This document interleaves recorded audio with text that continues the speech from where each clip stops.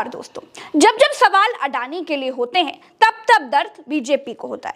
आज मैं आपको बताऊंगी कि कैसे पूरे अडानी मामले में भारतीय जनता पार्टी और भारतीय की एजेंसियां एक्सपोज हुई हैं। दोस्तों, आंध्र प्रदेश के नल्लौर जिले में एक पोर्ट है जिसका नाम है कृष्णपट्टनम। यहाँ के मालिकों पर 2018 में आईटी रेड पड़ती है। दुनिया को लगता है कि कोई हेर फेर किया होगा, इसीलिए ना रेड पड़ी है। रेड के बाद मालिक परेशान हो जाता है। आप तो जानते हैं आईटी की कार्रवाई, बंदरगाह के मालिक को बंदर बना दिया जाता है। फिर 2020 में इस बंदरगाह की 75% हिस्सेदारी अडानी खरीद लेते हैं। फिर एक साल के बाद यानी 2021 में अडानी जी पूरा बंदरगाह ही खरीद लेते हैं। कुछ समझे आप? नहीं समझे? कोई बात नहीं। अब अगली रेड की तरफ चलते हैं। आगे आगे मोदी जी की एजेंसियां रेड मारती हैं और पीछे पीछे अडानी जी खरीदारी करते हुए चलते रहते हैं। भारतीय एजेंसियां ना हो गई, अडानी के लिए ब्रोकरेज पर काम करने वाली कोई एजेंट हो गई। और सुनिए, अभी खत्म नहीं हुआ है। अब आइए दिसंबर 2020 में एसीसी अंबुजा अल्ट्राटेक सीमेंट पर रेड पड़ती है। फिर दिसंबर 2022 में अडानी एसीसी और अंबुजा सीमेंट के स्टेक खरीद लेते हैं। कुछ समझे आप? देश हित में सब काम हो रहा है। अभी और आगे अगली डील की तरफ मुंबई चलते हैं। चलिए, हाँ, वहां मुंबई एयरपोर्ट अडानी जी को खरीदना था, लेकिन वहां भी पहले भारतीय एजेंसियां मौजूद थी। तारीख थी 2 जुलाई 2020। मुंबई एयरपोर्ट को संभालने वाली जीवीके कंपनी के खिलाफ सीबीआई एक केस रजिस्टर करती है। फिर 18 जुलाई 2020 को ईडी भी जीवीके पर रेड मार देती है। मतलब यहां भाई लोग जरा भी धीरज नहीं धर पाए, दनादन जीवीके पर कार्रवाई होती गई। और फिर क्या हुआ? जीवीके ग्रुप को किनारे करके मुंबई एयरपोर्ट को अडानी ने ले लिया।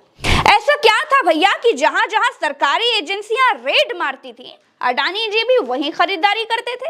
ये सरकारी एजेंसियां आखिर किसका काम कर रही थी? इसी को कहते हैं कि जब सैया भय कोतवाल तब डर काहे का। मित्रता भी इसी को कहते हैं कि तुम मुझे सरकारी एजेंसी दो, मैं तुम्हें चुनाव में पैसा दूंगा।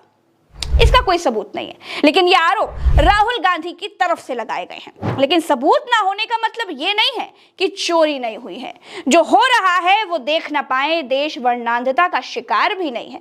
अडानी और मोदी जी की रिश्तेदारी का सबूत मांगने वाली बीजेपी ने कैसे कैसे हवाई जुमले गढ़कर लोगों को बेवकूफ बनाया है, ये भी आपको जानना चाहिए। चोर लुटेरों के पैसे विदेशी बैंकों में जमा है ना, इतने भी हम रुपये ले आए ना, तो भी हिंदुस्तान के एक एक गरीब आदमी को मुफ्त में 15-20 लाख रुपए भी मिल जाएगा। 15 से 20 लाख मिले क्या?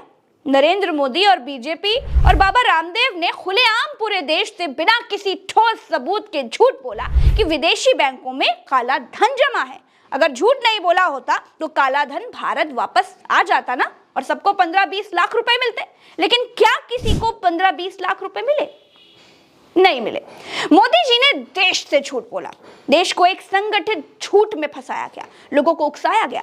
जब अमित शाह से पूछा गया तो पता चला कि ये तो एक जुमला था जी। ये भाषण देने का एक तरीका है, एक जुमला है। सूरज निकलता है तो गर्मी लगती है, इसका कोई सबूत नहीं है, लेकिन महसूस होता है। थर्मामीटर में दिखाई देता है, माथे पर पसीना चमकता है।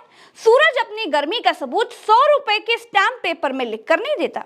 कौन नहीं जानता कि अडानी और मोदी दोनों एक दूसरे के करीबी हैं। मोदी की सरकार आने के बाद अडानी 609वें नंबर से दूसरे नंबर पर पहुंच गए। अडानी मोदी की ही छत्र छाया में बड़े हुए हैं। फिर कहती हूँ कि अडानी देश के व्यापारी है, अच्छा है, व्यापार करें, हमारी शुभकामनाएं उनके साथ है। लेकिन अडानी को सरकारी व्यापारी बना देना देश के साथ धोखा है। ये देश के सरकारी कर्मचारियों के साथ धोखा है।